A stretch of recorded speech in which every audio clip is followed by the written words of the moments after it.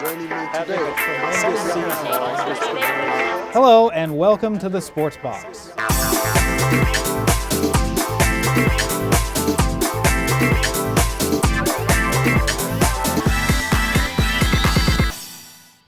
Hello everyone, I'm Tony Budny and welcome to yet another edition of the Sports Box, where we talk about the latest and greatest news in the world of sports. And of course, when we talk about that with my panel of experts, that means Champions League. Two big games in the quarterfinals.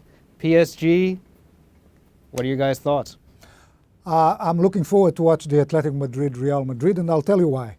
Atletico Madrid has already revenged the defeat on the final of the Champions League last year, and I'll tell you why.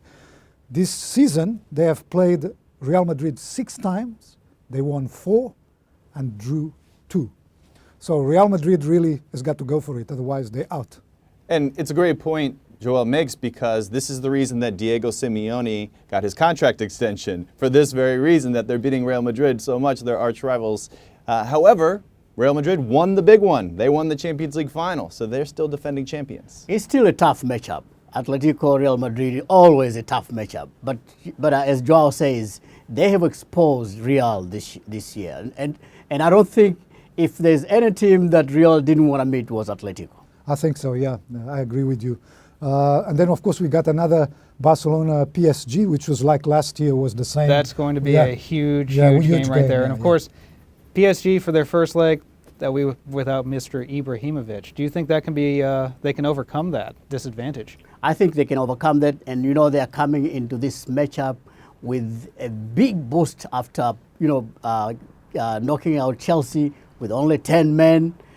They have their, their emotions are so well placed, and the way they've been playing in this series, they'll be ready for Barcelona. I'm not so bold as to say no Ibra, no problem. I would have to say it's just time for Cavani to step up. Yeah. And if he does it now, then that's going to. But I think it's going to be very difficult. I think Barcelona are playing very well. Everybody always talks about the Barcelona defense, but I was just looking at some stats, and it's quite amazing. Although they give you, make you very nervous, they're the best defense in La Liga. So I think this year they're really beginning to gel. And the lethal combination of Messi, Neymar, and Suarez, I mean, that will terrify anyone. Absolutely. Yeah, exactly. No one wants to see them. So let's switch gears a little bit. There was an incident, more of a review this time rather than a preview. There was an incident in the U.S.-Switzerland's friendly. Josie Altidore got the red card very late in that game. They were up 1-0 in that game. It was a key moment. And he got kicked out of the game because he swore profusely at a ref, and it was very obvious, and it was on camera. He was having a bad day at the office. Apparently. He apologized afterwards. Yeah. Do you guys think this is the 8th straight game in which the U.S. has given up a second-half goal? What do you guys think is the problem? I just don't think that the U.S. is playing very well. But having said that, let me say, these are experimental teams that Jürgen Klinsmann is putting on the field.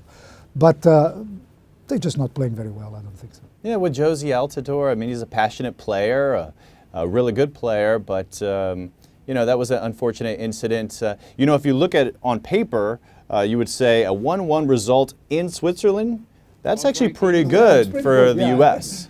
Yeah, I mean, it's not such a bad outcome, for the match itself. As far as Josie is concerned, I mean, the guy, you have to check your emotions, especially when you're playing in such, international games, and you are such an experienced player, people expect more from you. Yeah, but he was definitely not having a good day there. No, that's for sure. Well, I think Jürgen Klinsmann will probably accept his apology and put him right back in there in their friendly that's coming up against Mexico. One last thing we'll talk about today, Liverpool, they have a tough matchup this weekend against Arsenal, and they've had a difficult time with the contract negotiations with Raheem Sterling. Things have kind of fallen apart in that regard. Do you think this is going to be a distraction at all for Liverpool trying to get into the Champions League? However unlikely that may be, they are 5 points behind in that this weekend. But I don't think it's a distraction. I think clubs are used to that kind of situation all the time. Can they beat Arsenal? I think they can. I think they can. And they've certainly played up to the standard. Yeah, I think they can. And Raheem Sterling, so key to the future of Liverpool. The Reds need this fast player that comes up on the wing, can score goals, can contribute in many different ways. And with Gerrard leaving, as we've discussed previously on Sports Box. You know, a player like Sterling he's the player of the future for this club. They really need him. It depends on, you know, what happens in the negotiations, but they do need him. But, you know, if they don't get him, hey, life goes on. Exactly. They said they won't sell him, so if he leaves, it's going to have to be a lot of money. a lot of money. Yeah. Exactly. But this is what happens, unfortunately, in the world of soccer in Europe, is that even clubs like Liverpool, you can't just compete with the money that exists from other big clubs. I mean, if they really want, somebody wants to buy him, they'll buy him. Okay, well, that's all the time we have for today. Bye for now.